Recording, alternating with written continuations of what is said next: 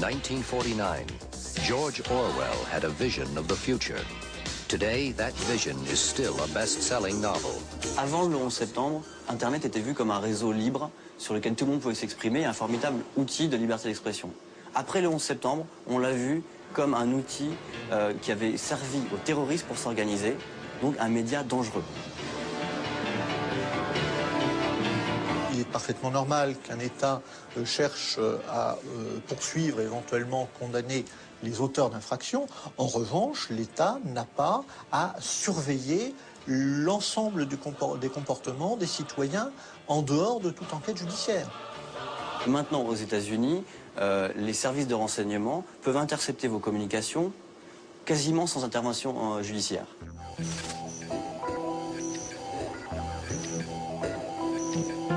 À la fois, Internet, ça donne des outils fabuleux aux dissidents et aux journalistes pour s'exprimer, et à la fois, ça donne des outils fabuleux à ceux qui veulent les contrôler pour les arrêter.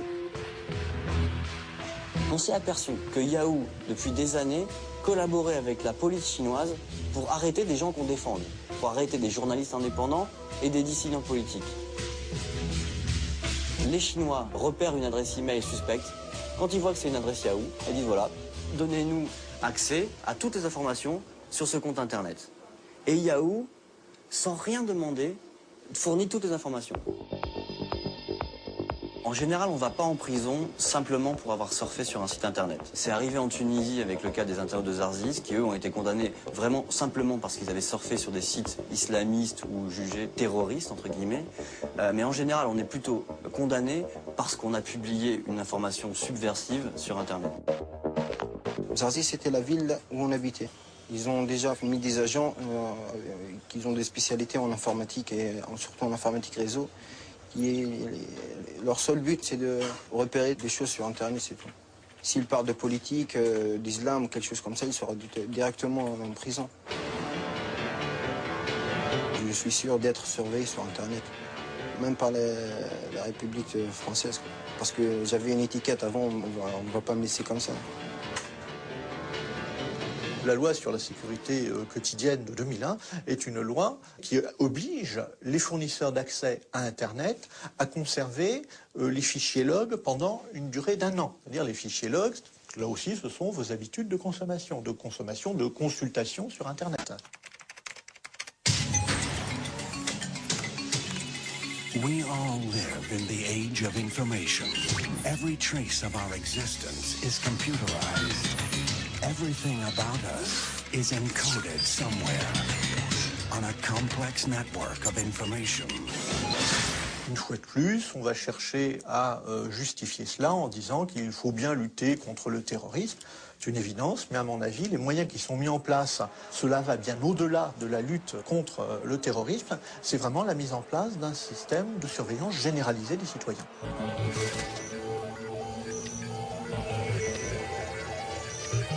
Une mise en partage sur un réseau peer-to-peer, par essence, c'est l'ouverture à un public extrêmement large, et pas simplement à votre voisin de palier ou à votre cousine, du contenu de votre disque dur.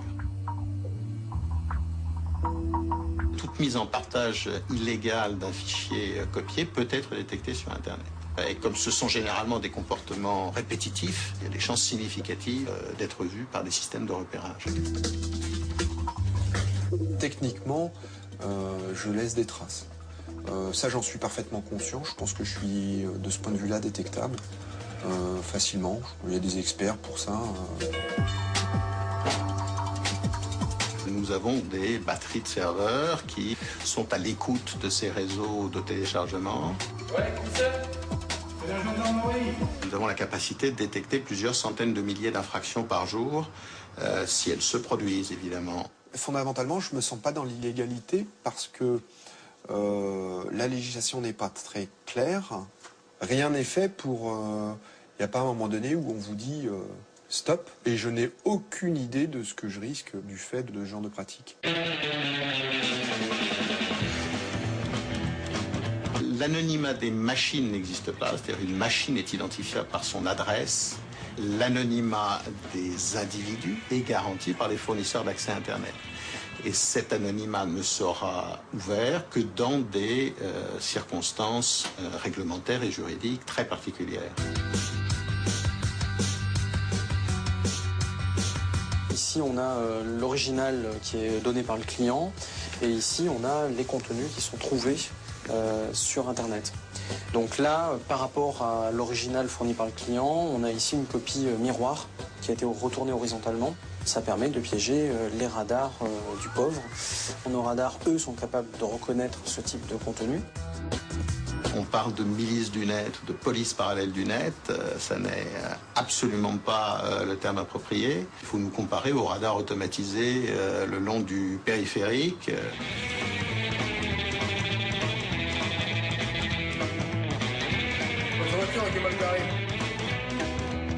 Le modèle qui est en train de se mettre en place, ça n'est plus le système police-justice, c'est le système éditeur de logiciels, éditeur industrie culturelle et société privée de recherche des contrefaçons sur Internet.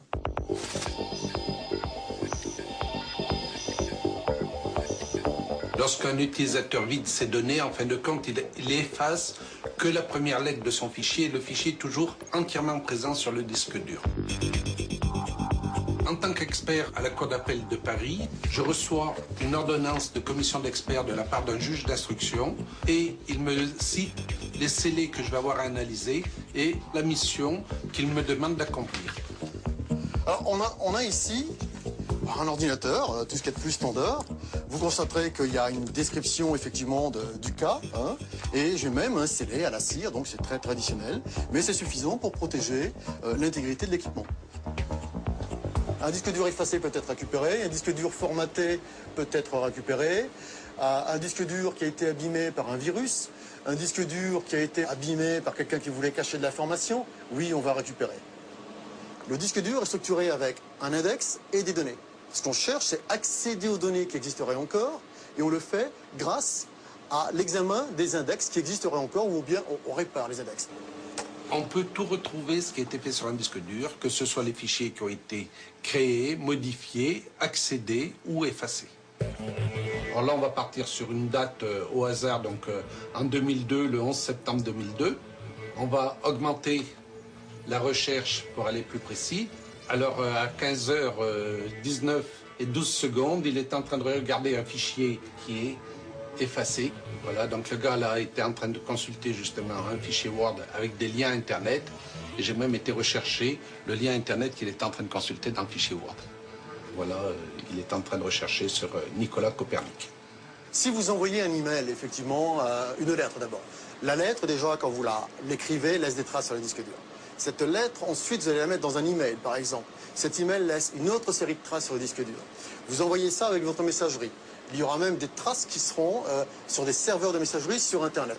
Comprenez bien que si vous voulez effacer quelque chose, il va forcément rester des traces.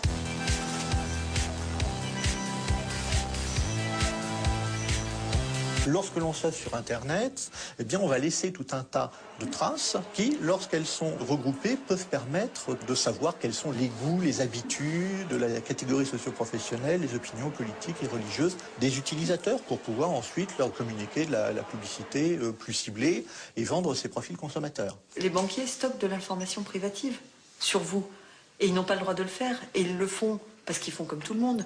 Ils ont votre dossier, donc pour le bon suivi du dossier, quand il sera transféré, on met une petite note sur, globalement, votre état de forme, si vous êtes plutôt quelqu'un de sympathique ou de désagréable, plutôt comme ci, plutôt comme ça. Et les dérives, on les aura de toute manière, et je ne vois pas comment on peut empêcher, simplement parce qu'on s'appuie sur des supports qui peuvent être réutilisés pour d'autres objectifs. It is no longer safe to transmit information. Phones, computers and satellites are all vulnerable. Sur l'Internet, on a les mêmes criminels que dans la réalité, si je puis dire, simplement le champ d'action est démultiplié. Les logiciels espions sont aujourd'hui disponibles sur Internet, donc les utilisateurs sont capables de prendre la main sur des machines d'autres particuliers. D'un simple clic, je vais pouvoir me connecter à la machine de la victime ici présente. Je tombe sur le bureau de l'utilisateur, je vois exactement ce qu'est en train de faire l'utilisateur, et là j'ai accès à toutes les données qui sont présentes sur le disque dur de la victime.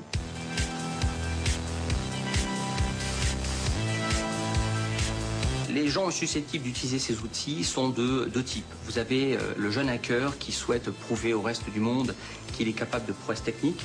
Et vous avez l'organisation mafieuse qui utilise ces outils-là pour essayer de récupérer des données sensibles afin de les revendre sur Internet.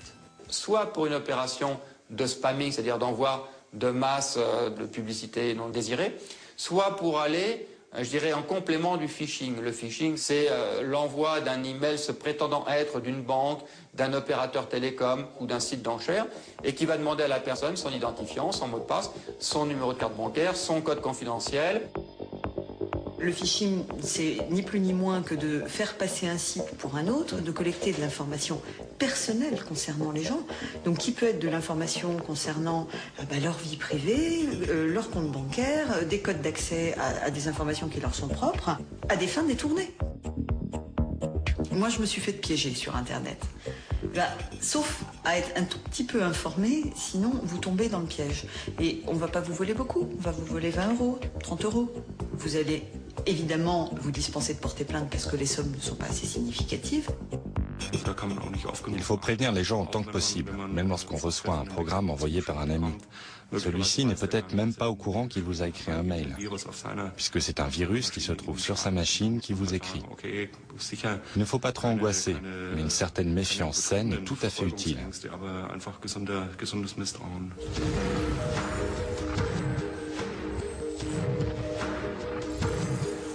Somebody's been trying to hack in and compromise my identity.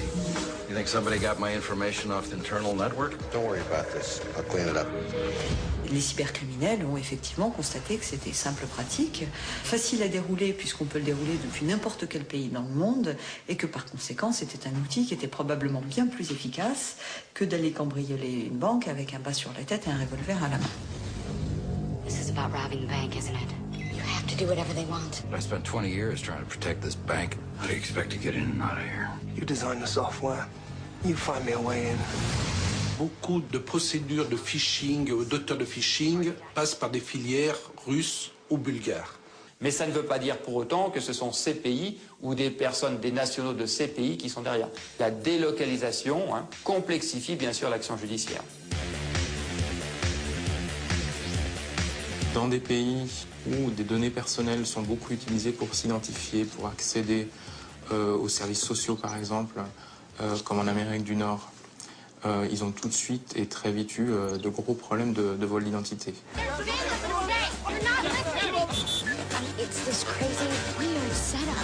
Dans ces opérations de phishing, on va plus loin que de vous demander d'identifier un mot de passe. On va vous demander votre date de naissance, bien sûr le code confidentiel de votre carte, votre adresse. Et à partir de cet état civil, eh bien, on va pouvoir construire une identité qui permettra à des criminels de pouvoir voyager.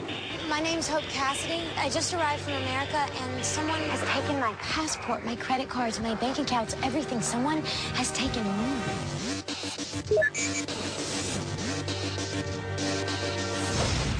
Tomorrow you will be charged for a double murder.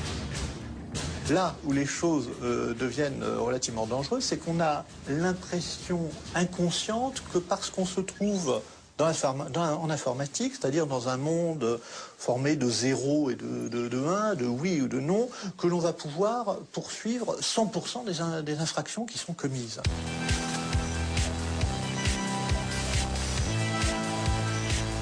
Un logiciel intrusif, c'est un logiciel qui, sans qu'on connaisse sa présence, ou même si on connaît sa présence, on ne connaît pas forcément l'intégralité de ses fonctionnalités, ce logiciel va surveiller ce que vous faites et va envoyer un certain nombre d'informations à la personne qui l'a installé. Par exemple, Google Search permet de faire une copie provisoire pendant un mois du contenu de tous les ordinateurs que j'utilise simplement pour pouvoir me permettre d'accéder au contenu de tous ces disques durs. Oui, on vous trace, mais vous êtes tracé partout. Vous allez chez Auchan, vous faites vos courses. Si vous avez la carte Auchan, ils tracent l'ensemble de vos courses. Vous allez recevoir des lettres vous proposant des promotions sur des produits qui correspondent à votre profil. Vous êtes suivi partout, partout, partout, partout. L'un des risques possibles, c'est que quelqu'un, par exemple un État, puisse chercher à distance, sans même se connecter sur son ordinateur. Il suffit de se connecter sur la copie qui se trouve chez Google pour recueillir un certain nombre d'informations. Pour moi, il y a un véritable danger démocratique. C'est pas comme ça qu'on fait dans une démocratie. Sur tous les sujets, on nous dit en gros, vous n'avez rien à cacher, donc vous devez être transparent. On a simplement une vie privée. Même quand on rentre dans une entreprise, on reste un citoyen. Les droits doivent s'appliquer à chacun d'entre nous. On doit avoir une forme de liberté, d'indépendance et d'autonomie.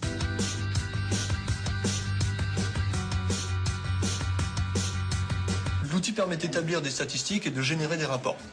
Par exemple, dans ma liste, je vais descendre, et à un moment, je vois qu'il y a des sites adultes auxquels on a tenté d'accéder. Pour savoir qui a essayé d'accéder à ces sites-là, ou quels sont les sites accédés, je vois que le premier, par exemple, c'est www.beachbaby.com. Si je veux savoir quel utilisateur a accédé à ce site-là, c'était Marc. C'est vraiment le Big Brother qui est en marche avec ces techniques.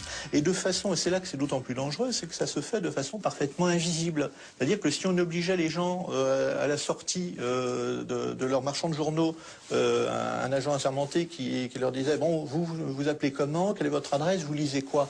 Là, les gens se révolteraient. Ça se fait de façon parfaitement incolore, inodore et sans saveur sur Internet, et les gens laissent faire.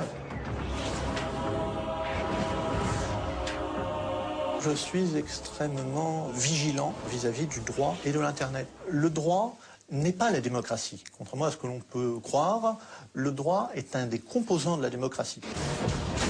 Vous n'avez pas le droit, vous ne pouvez pas faire ça. Nous avons tous les droits.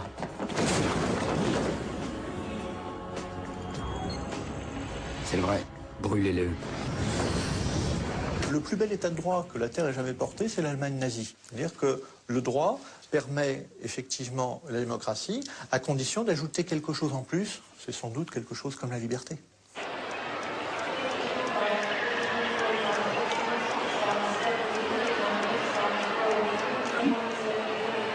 Et c'est effectivement la crainte d'un État totalitaire qui a conduit à la création en France très tôt d'une commission informatique et liberté.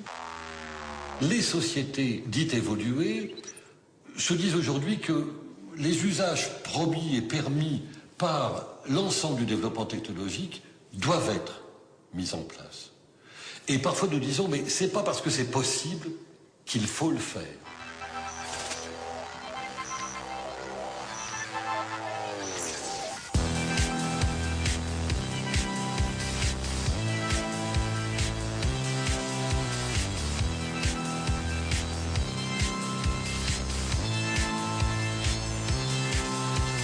Le problème de toutes ces nouvelles technologies, c'est qu'elles sont à la fois banalisées, complexes et presque transparentes. C'est-à-dire que finalement, on a le sentiment qu'on n'est pas surveillé.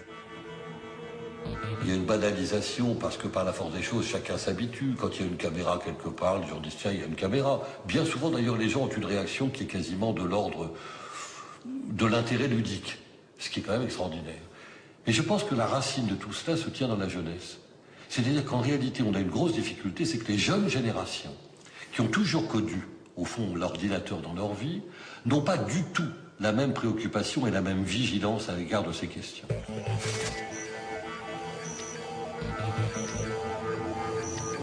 Le livre bleu, c'est une réalisation de la filière électronique. Nous nous sommes aperçus que en France, nous n'avions plus de grands programmes stratégiques depuis 30 ans. Donc nous avons voulu écrire des exemples de grands programmes stratégiques qui pourraient servir le pays, et notamment les besoins des citoyens.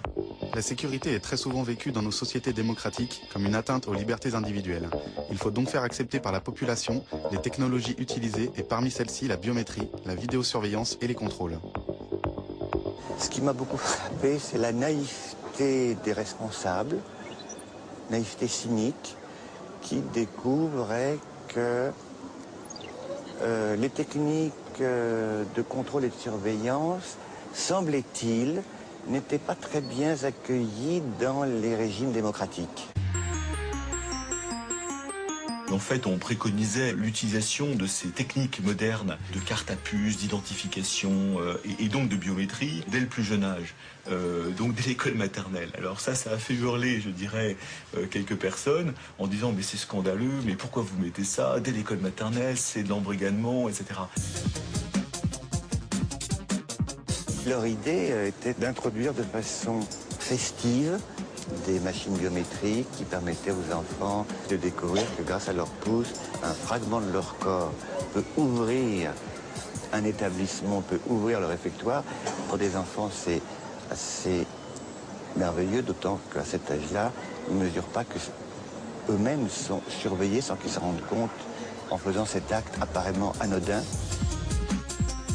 Ce qui est contrôle de sécurité, de transport, d'identification, de toute façon, on est parti pour augmenter ce genre de contrôle. On le voit bien avec les passeports numériques, on le voit bien avec les cartes d'identité, on le voit bien avec les cartes de santé, où il y a toujours des cartes à puce avec des informations, je dirais, biométriques. On peut tout récupérer par rendre un Big Brother sympathique et attrayant. La possibilité pour les entreprises, effectivement, au fond, d'essayer d'initier aux enfants à ces développements technologiques comme la biométrie pour qu'ils s'y habituent, en soi ne me pose pas de difficulté, à condition qu'on réserve une place pour la pédagogie de la protection des données.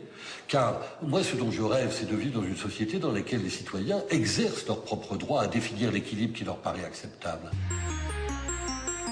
Nous ne sommes pas là pour savoir si c'est trop ou pas assez. Nous sommes avant tout des industriels et nous mettons en place les systèmes, les équipements pour servir la police, la justice et l'armée. Comment se passe l'évolution du discours?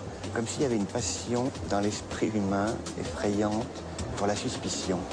Comment de la suspicion portée sur certains sujets, une société arrive à une suspicion généralisée.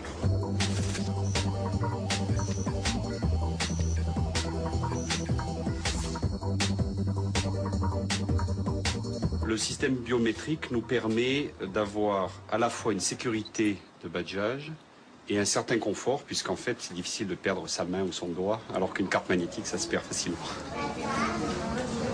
Nous, en tant que représentants du personnel, nous voulions une reconnaissance du temps effectué par les agents et la proposition qui a émané de notre direction en est arrivée à un système de flicage en fait. La sécurité n'est jamais très loin du flicage, puisqu'en fait, à un moment, il faut bien surveiller les gens. Alors cette surveillance, on peut l'apercevoir de manière négative. En général, des gens qui n'ont rien à craindre l'aperçoivent de manière positive, comme un supplément de sécurité. Dans beaucoup de petites entreprises, il y a très peu de moyens pour les salariés de réagir. On vous impose une nouvelle technologie, vous la refusez. On va vous expliquer que vous refusez de travailler, ou on va refuser, ou on va vous dire que finalement vous avez quelque chose à vous reprocher.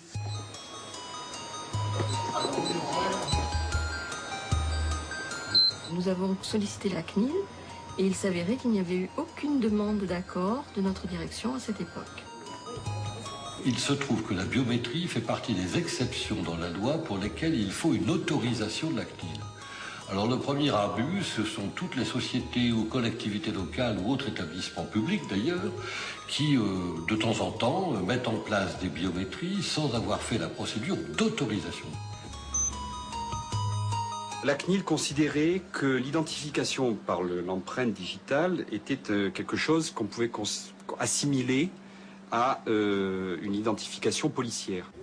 Ce qui nous importait afin de protéger les agents face aux possibles atteintes aux libertés individuelles, c'était que ces mesures biométriques ne servent pas à constituer un fichier qui soit réutilisable à l'extérieur.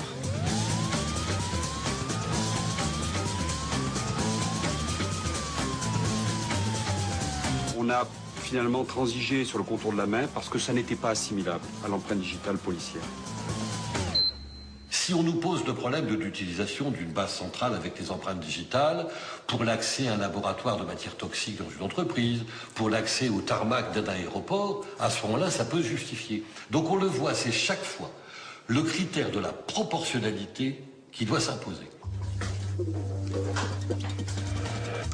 La décision de la CNIL dont nous faisons l'objet a été une sorte de jurisprudence, puisqu'un certain nombre de structures publiques ont ensuite utilisé cette jurisprudence pour leur usage personnel, en particulier beaucoup de mairies. Ça, c'est vraiment la gestion du temps, complètement. Voilà. On gère le temps avec ça. Je vous montrerai le logiciel, qui est un logiciel vraiment convivial, qui permet de gérer correctement. Les gens savent toujours où ils en sont. Les bornes biométriques, c'est-à-dire où on doit faire preuve de sa présence physique, soit par l'iris, soit par l'empreinte digitale, sont des outils qui ont tendance à se développer. On pose sa main, tant que j'ai pas serré tous mes doigts, voilà. Et une fois que j'ai serré mes doigts, ça passe. Voilà. Le fait d'utiliser des systèmes biométriques très élaborés, simplement pour surveiller le temps de travail, nous semble abusif. Là, il y a des systèmes de badges qui sont tout à fait classiques, qui doivent répondre aux attentes. Ce qui émanait aussi de notre direction, c'est qu'avec une carte, nous aurions pu tricher. On peut pointer avec une carte, mais cette carte peut être donnée à n'importe qui. C'est plus difficile avec une main, bien sûr. Et c'était un des buts qu'on a poursuivi, c'était effectivement d'éviter la fraude. Le fait de dire à... vous êtes tous potentiellement des voleurs ou des gens qui abusent, c'est pas quelque chose de légitime, parce qu'on doit avoir confiance quand même à ses salariés. Quand les gens savent qu'il y a un certain contrôle, même s'il n'est pas effectué, ils font attention, un peu plus attention. Donc ici, l'intérêt de cette convivialité, il suffit de double-cliquer pour arriver dans la fiche de sa journée. On sait ses badges, on sait son arrivée, on sait s'ils ont eu des congés, c'est écrit. Tout ça, on l'écrit dedans. On veut tout surveiller d'un salarié, on veut surveiller à la fois ses comportements. Et donc effectivement, on est soupçonneux vis-à-vis de lui, on lui fait pas confiance. Quelqu'un qui arrivera à 8h tous les jours pour commencer à 8h30, au bout d'un moment, on peut lui poser la question, pourquoi vous arrivez une demi-heure en avance tous les jours? Peut-être qu'on peut aller jeter un œil sur le téléphone, voir si la personne ne va pas utiliser le téléphone, le titre personnel. Non mais, voilà, il y a des raisons. Certains employeurs imaginent qu'on peut normer les salariés. Le problème, c'est qu'un homme, une femme, c'est pas une machine. Il a ses goûts, sa façon de voir la vie, les choses et son travail. Et les normes ne peuvent pas, sans provoquer de vrais dégâts psychologiques, imposer à une personne de nier sa personnalité. Toutes ces techniques modernes tendent à fortifier, à donner tous les arguments de la modernité à cette instance de surveillance.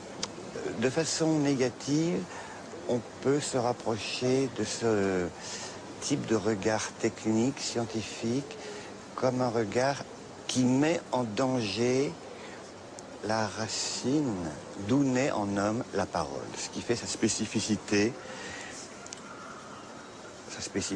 comme le disait mon maître Lacan, d'être parlant.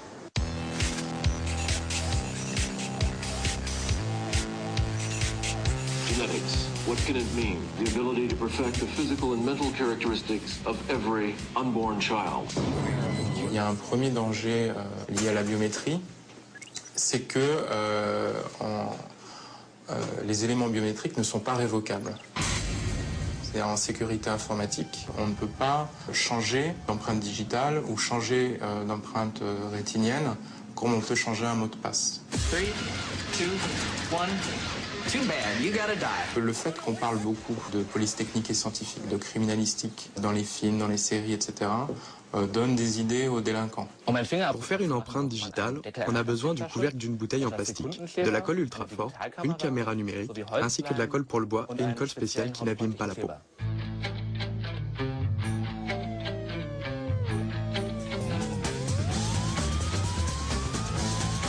Il y a eu des exemples depuis des années avec des espèces de doigts en caoutchouc, etc., qui tiennent plus lieu du côté ludique de la chose, à mon sens, même si c'était des attaques avérées.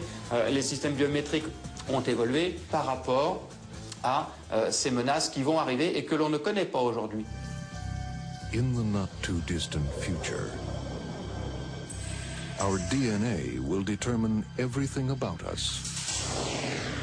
A minute drop of blood, saliva, or a single hair determines where you can work, what you're capable of achieving. L'ADN, il faudrait qu'on puisse le comparer rapidement, en quelques dixièmes de secondes. En l'état actuel, la technologie n'existe pas. In a society where success is determined by science. Mais on peut très bien imaginer qu'avec des puces ADN, conçus pour ça, on fasse ce genre de mesures biométriques. L'ADN, on laisse des traces ADN dans des pots qu'on abandonne. Et donc, si jamais on devait envisager l'ADN, il faudrait que ce soit utilisé d'une façon bien particulière. But in a place where any cell from any part of your body can betray you, how do you hide? When we will shed 500 million cells a day. Welcome to Gattaca. Bien avant la biométrie, le sujet disait à Freud, je me sens observé partout où je vais, on me voit, on me contrôle, on n'ignore rien de moi. Et donc déjà l'esprit est préparé à rencontrer cette surveillance qui aujourd'hui s'incarne dans la réalité.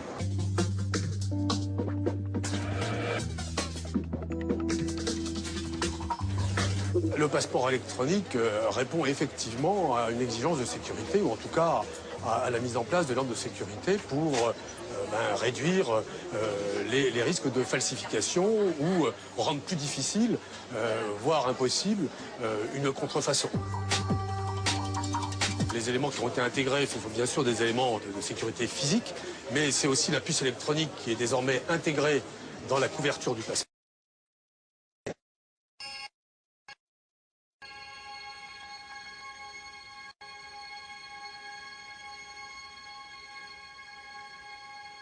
Il n'y a pas de risque que les individus soient à terme tous identifiés par une puce qui serait placée sous la peau, peut-être à la naissance. Tout ça relève un peu de la science-fiction.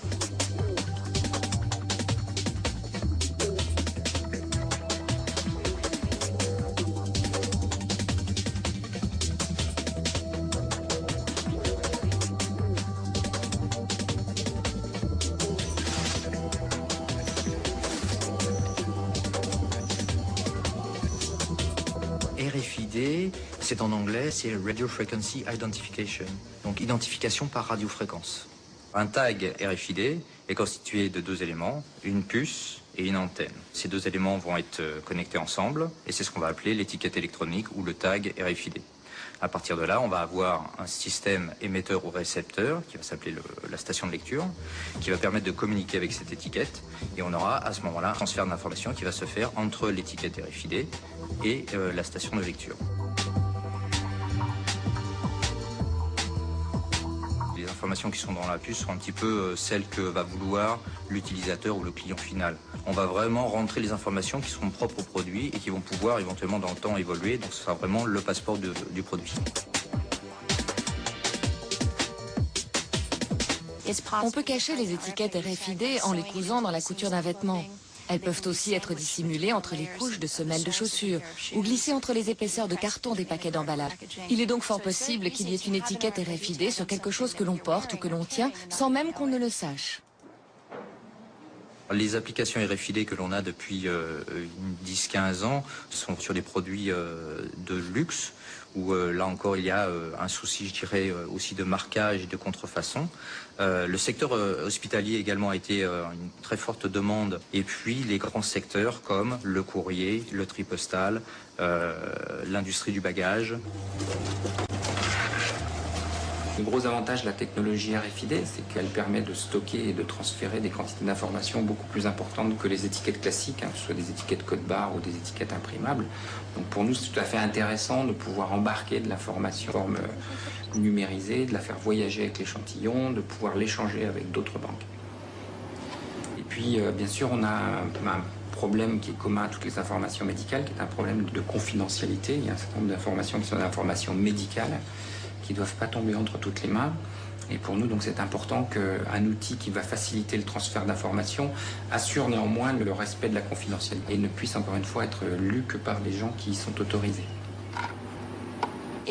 Cette technologie est parfaite pour pister quelque chose ou quelqu'un. C'est très efficace pour un tel objectif. C'est pour cette raison que Walmart l'utilise pour suivre les paquets qui arrivent dans leurs entrepôts. Mais cela donne aussi aux compagnies la possibilité de suivre à la trace leurs clients. L'étiquette RFID peut se lire sans être vue. Plusieurs étiquettes RFID peuvent être lues en même temps, contrario au code à barre. Ce qui veut dire qu'on va avoir là une possibilité de lire toutes ces informations très rapidement sans voir l'étiquette RFID.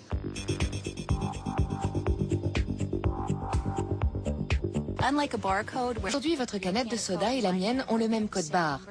Avec les étiquettes RFID, chaque canette aura son numéro individuel et unique. Pas un objet sur Terre n'aura le même numéro. Quand j'achète une paire de chaussures, on peut savoir que l'article 308-247 correspond à la chaussure droite de Catherine Albrecht, car elle l'a payée avec sa carte de crédit à telle date et à tel endroit. Dans l'avenir, je pourrais être pistée. Si l'un des lecteurs d'identification RFID lit ce numéro, on verra qu'il correspond à ma chaussure droite qui se trouvait à tel ou tel endroit. On saura ainsi qu'il y a de fortes chances que je portais bien cette chaussure à cet instant T.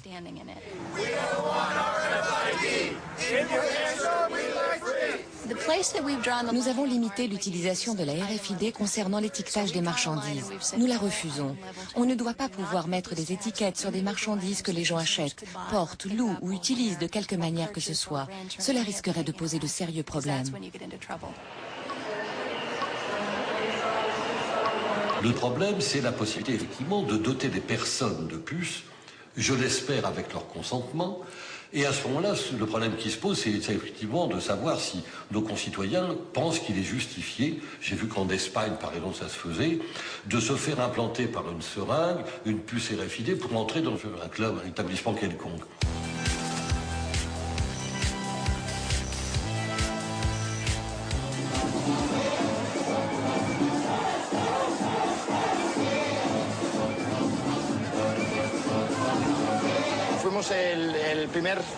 Nous sommes les premiers au monde à avoir utilisé la puce comme moyen d'accès à une zone VIP et comme moyen de paiement aussi. Je suis l'infirmière qui implante les puces ici dans la zone VIP de Baja Beach Club. J'ai implanté un peu plus de 90 personnes.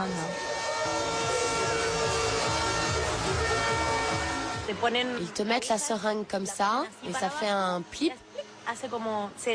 On le voit, c'est comme un petit grain de riz blanc qui rentre sous la peau. Elle se place sous la peau et ne touche donc aucun muscle ni aucun organe vital, c'est sans risque.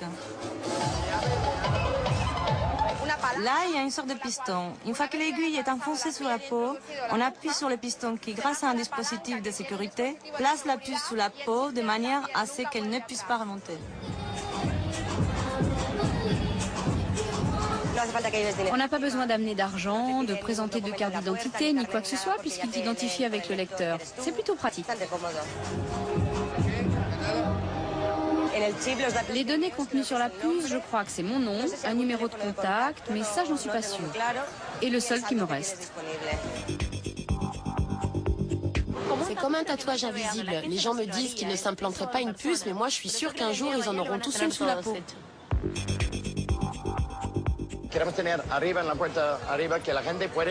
Nous allons bientôt installer un lecteur de puce devant la porte d'entrée du club pour que les clients puissent entrer et sortir tout seuls, comme s'ils étaient chez eux, sans avoir besoin de passer à chaque fois devant un portier.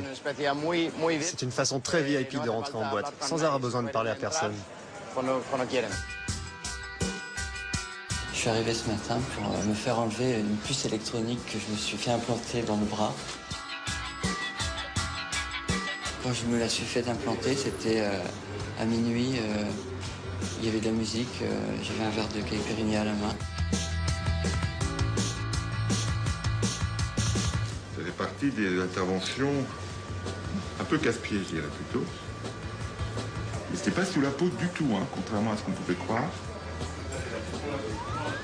fait, c'était absolument pas sous la peau, c'était dans le muscle. L'infirmière du Baja Beach Club qui m'a implanté la puce me disait que c'était entre la peau et le muscle.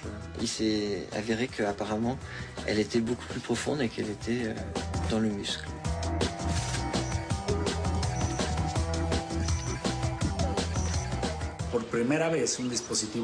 Pour la première fois, un dispositif électronique peut être encapsulé et implanté dans le corps humain sans risque ni effet secondaire.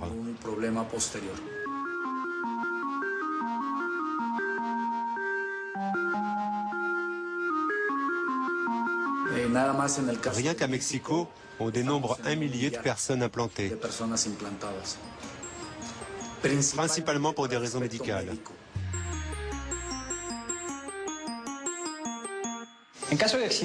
Si j'ai par exemple un accident, les urgences ou les médecins de l'hôpital qui m'accueillent ont juste à appuyer sur le bouton qui est ici pour récupérer automatiquement un numéro spécifique et unique de 16 chiffres.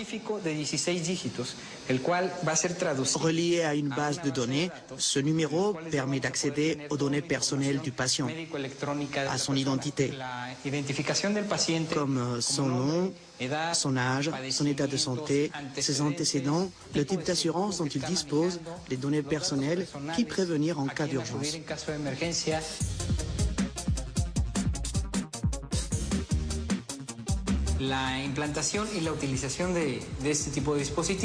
Les implants et l'utilisation de ce dispositif existent depuis 2004.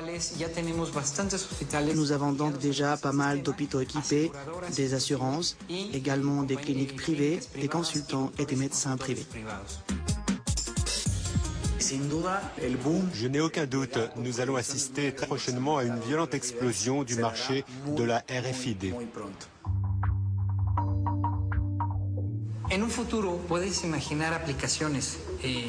Dans le futur, et je parle d'un futur très proche, on peut imaginer des applications avec des puces qui contiendront toutes tes informations personnelles, ton passeport. À Mexico, par exemple, nous travaillons avec l'Institut fédéral électoral. La puce pourra servir à la fois de carte de lecteur, de carte de crédit.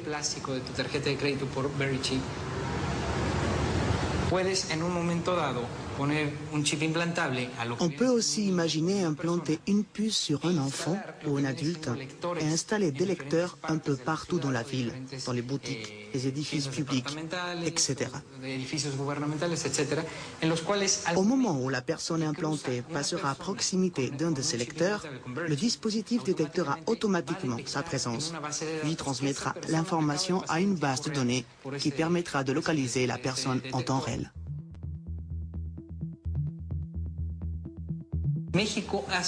Mexico a été précurseur sur cette technologie, grâce à une entreprise mexicaine et des ingénieurs mexicains pour des applications au Mexique.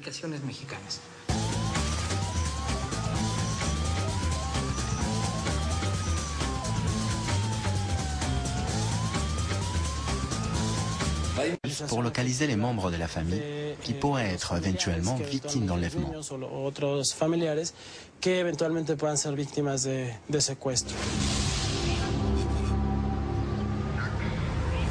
Ils m'ont d'abord emmené dans la bagnole et puis après ils ont commencé à me palper. Alors je dis pourquoi tu me palpes? Oh ben on veut savoir si tu n'as pas un appareil où on puisse te détecter de n'importe où par satellite. Ici même à Mexico, les entreprises qui investissent dans ce type de puces implantables les offrent carrément, gratuitement. Et nous savons que les gens qui ont peur d'être victimes d'enlèvement, ceux que nous appelons les séquestrables, utilisent déjà la puce implantable.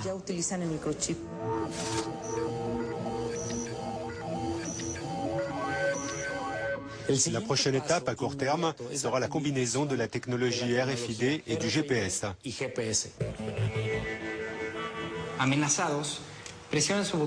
Si vous êtes menacé, vous appuyez sur le bouton d'urgence de cet appareil de localisation qui n'est autre qu'un objet du quotidien. En appuyant sur le bouton, vous déclenchez en 7 secondes une alarme et un appel téléphonique qui retentissent ici dans nos bureaux et provoquent automatiquement une réaction de nos services pour vous localiser avec une marge d'erreur de moins de 12 mètres.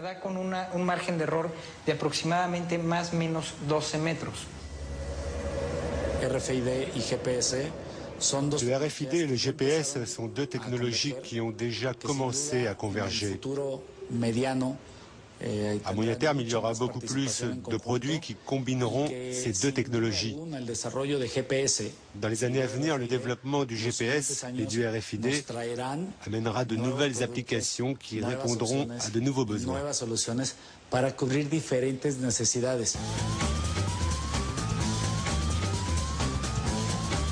Le plus probable, c'est que dans un futur très proche, on puisse implanter dans le corps humain une puce RFID équipée d'un GPS.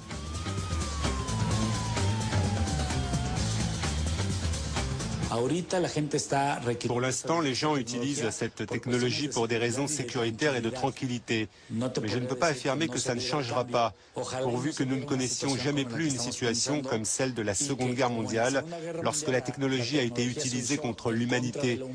Si c'était le cas, cela pourrait recommencer, c'est une possibilité.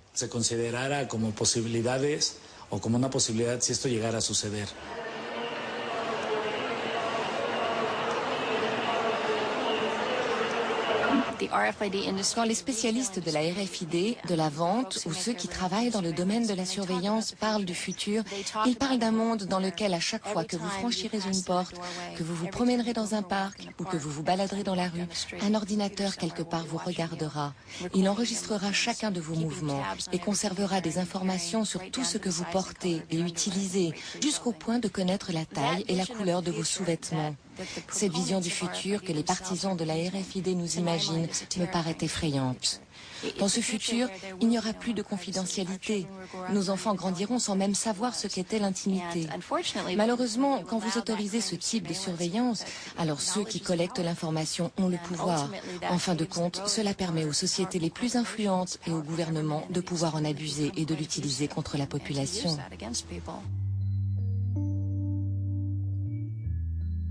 On entre dans une société où aujourd'hui on peut être surveillé par une caméra, on peut être écouté.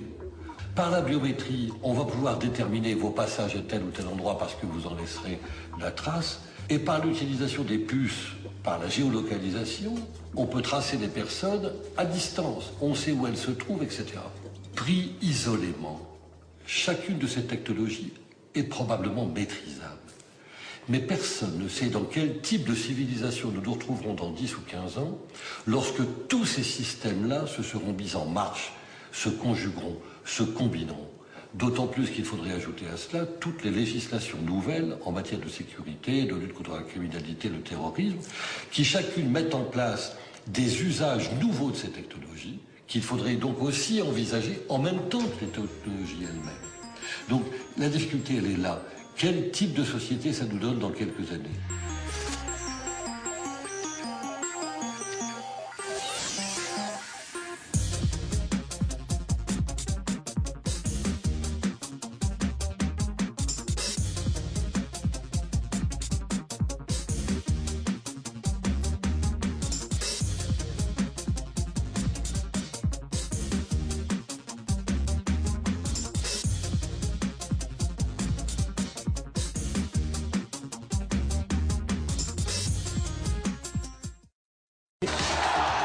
In 1949, George Orwell had a vision of the future. Today, that vision is still a best-selling novel. Avant le 11 septembre, Internet était vu comme un réseau libre sur lequel tout le monde pouvait s'exprimer et un formidable outil de liberté d'expression. Après le 11 septembre, on l'a vu comme un outil qui avait servi aux terroristes pour s'organiser, donc un média dangereux. Il est parfaitement normal qu'un État cherche à poursuivre, éventuellement condamner les auteurs d'infractions. En revanche, l'État n'a pas à surveiller l'ensemble des comportements des citoyens en dehors de toute enquête judiciaire. Maintenant, aux États-Unis, les services de renseignement peuvent intercepter vos communications quasiment sans intervention judiciaire.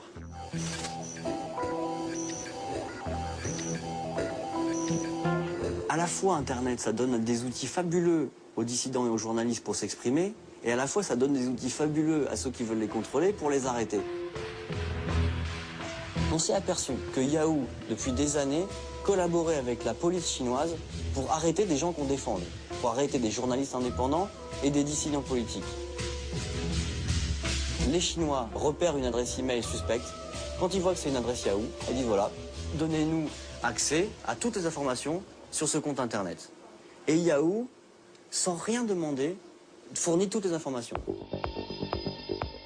En général, on ne va pas en prison simplement pour avoir surfé sur un site Internet. C'est arrivé en Tunisie avec le cas des internautes de Zarzis, qui eux ont été condamnés vraiment simplement parce qu'ils avaient surfé sur des sites islamistes ou jugés terroristes, entre guillemets. Mais en général, on est plutôt condamné parce qu'on a publié une information subversive sur Internet. Zarzis, c'était la ville où on habitait.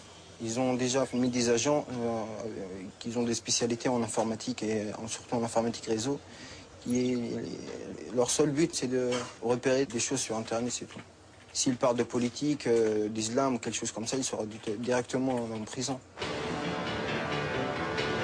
Je suis sûr d'être surveillé sur Internet, même par la République française. Parce que j'avais une étiquette avant, on ne va pas me laisser comme ça. La loi sur la sécurité quotidienne de 2001 est une loi qui oblige les fournisseurs d'accès à Internet à conserver les fichiers log pendant une durée d'1 an. C'est-à-dire les fichiers log, là aussi, ce sont vos habitudes de consommation, de consultation sur